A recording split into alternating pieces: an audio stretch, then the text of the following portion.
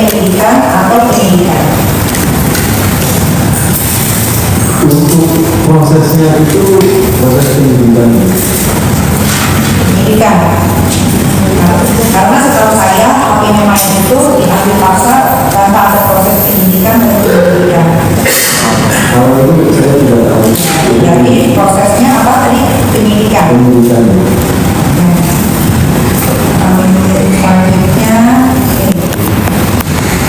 Anda tadi kan bicara SOP. Nah, ini data-data yang Anda ekstraksi mundur di bulan Oktober.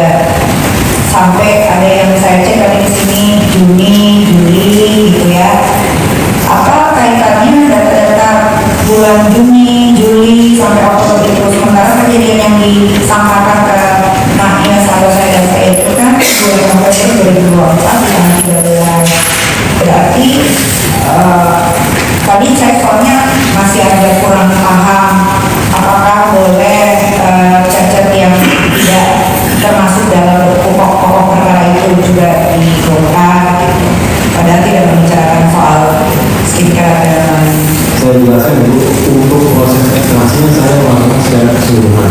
Jadi misal di HP itu masih ada dari tahun 2021 atau 2020, Kalau dari itu ada semua. Oke. Untuk pemilihannya, analisanya ya pelakuan itu ini. Berarti Anda bohong, karena nih handphone saya nggak pernah hapus chat. Di situ sampai dari tahun 2019 aja ada. Kenapa nggak dibongkar dari 2019? Kalau dari awal. Yang kan pilih-pilih begini, Juni, Juli, lompat ke Oktober. Itu melakukan penyidikan. Bukan ini Anda yang melakukan. Sebentar ya, saya sampaikan sebentar. Tapi sebenarnya Ini hakim nih motong-motong. tugas ahli itu cuma mau ekstra. Di HP itu mau tahun 2010 kalau ada bukan ekstra kan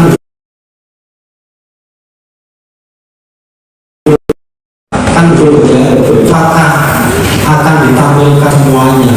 Itu yang menganalisa, yang menentukan adalah penyidik. Kan begitu ya, betul. Sudah ditanya tadi, sudah jelas. Ya.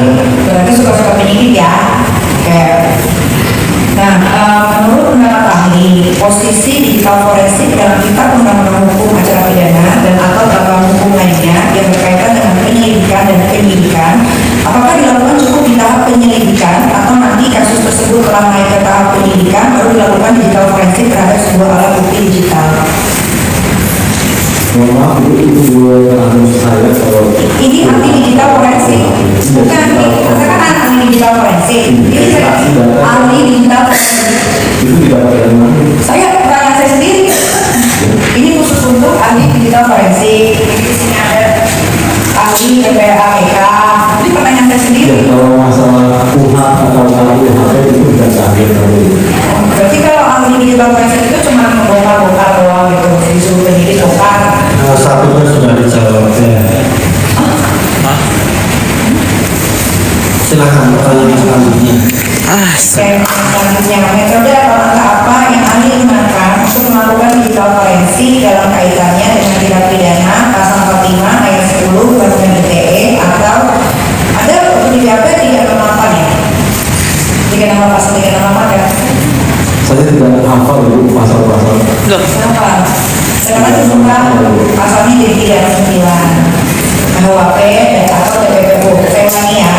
Metode atau langkah apa yang ahli gunakan untuk melakukan digital forensik dalam kaitannya dengan tindak pidana pasal 45 ayat 10 Undang-Undang ITE atau 369 KUHP atau TPPU? Untuk metodenya saya menggunakan digital extraction, file system extraction, dan local extraction. Cuma terkait dengan pasal itu dibuat ahli saya, dibuat saya itu.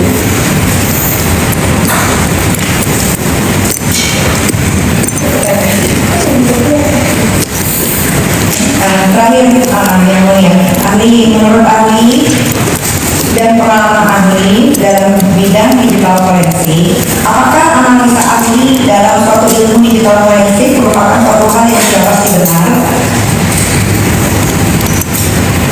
Benar atau tidaknya itu ranah penyelidik. Kalau di digital forensik hanya keasliannya, tidak ada modifikasinya, tidak ada pengulangan, tidak ada penambahan.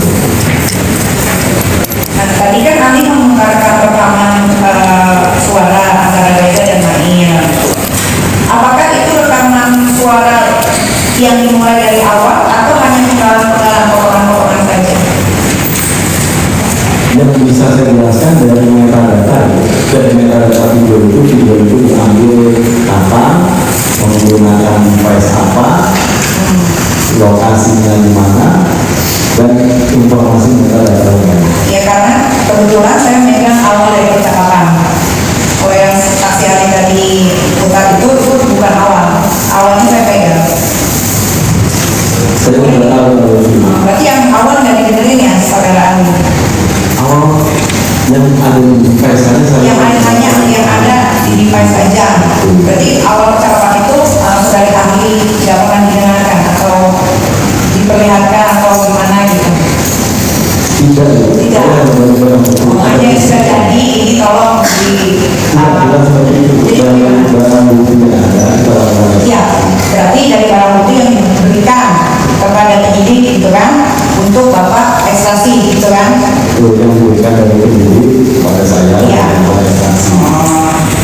Berarti berbeda karena kalau awalnya saya punya awal dari percakapan sampai akhir saya ada yang tadi diputerin itu Nanti bukan awalnya. pembelaan. Ya terima kasih yang mulia. Cukup ya. Ahli ya, saudara tadi tugasnya mengekstrak dari HP, dari bukti yang lain, dan juga jelas ya. Yaitu saudara ekstrak itu saudara pindah kemana? Untuk proses ekstraknya kita simpan di tempat khusus saya lakukan lain. Pada fasenya juga kita ada dengan terus kalau saudara ekstrak disimpan terus diserahkan ke penyidik dalam bentuk apa?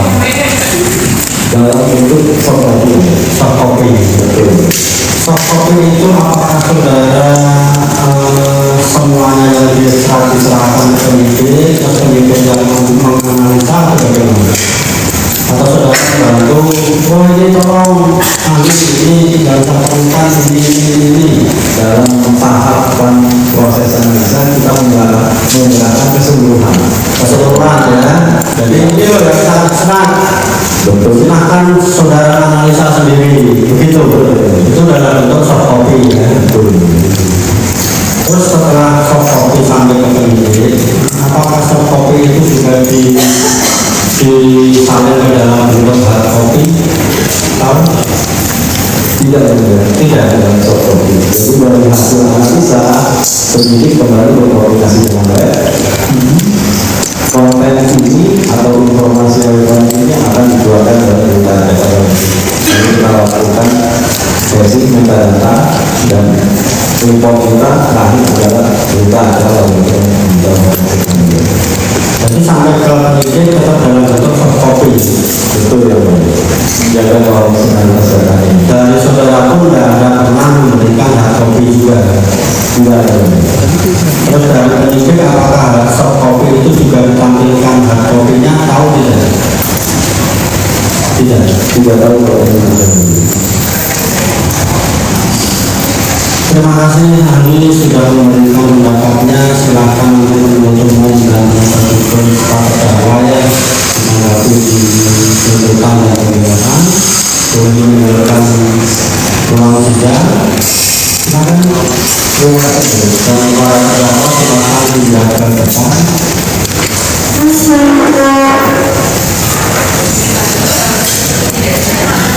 Ini ahli masih ada satu perkara untuk saya, silakan.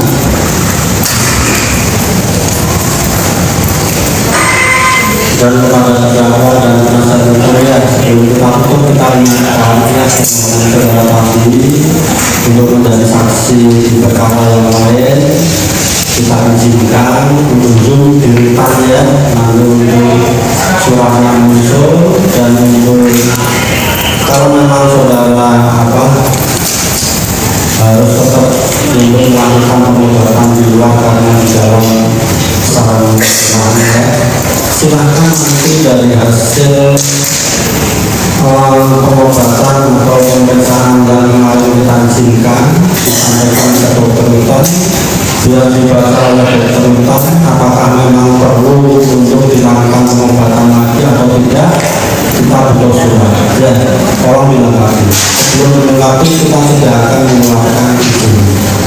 Jelas ya, jadi satu meninggalnya dari penuntut umum nanti silakan dikoordinasi kalau memang kesehatannya perlu ada pemeriksaan lebih lanjut nanti silakan dikoordinasinya. Jadi sidang untuk hari ini selesai, kita tunda sampai depan tentunya dari penuntut umum sudah selesai, dari terdakwa melalui penasihat hukumnya mau mengajukan pembuktian.